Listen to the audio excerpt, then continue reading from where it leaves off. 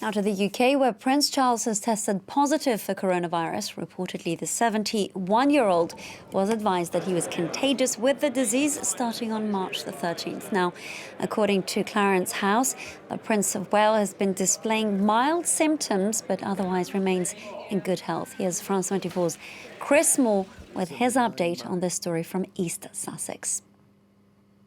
Well, if Britain needed reminding of the urgency of the coronavirus emergency, it came today with the news that Prince Charles has been infected. The Prime Minister Boris Johnson, meanwhile, taking part in the final Prime Minister's questions before recess.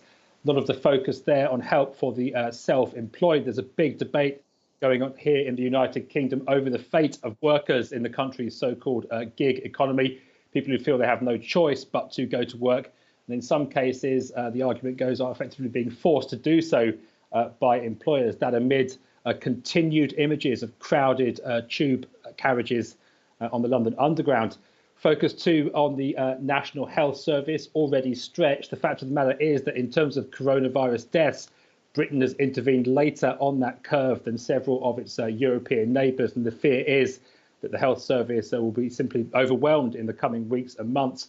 On that front, a few emergency measures announced, including following the example of Madrid converting an exhibition centre in London into effectively a giant field hospital. There's the potential for another such facility in Birmingham. Meanwhile, retired nurses and nurses in their final year at medical school being drafted into the fight to take part on the front lines of this fight against coronavirus.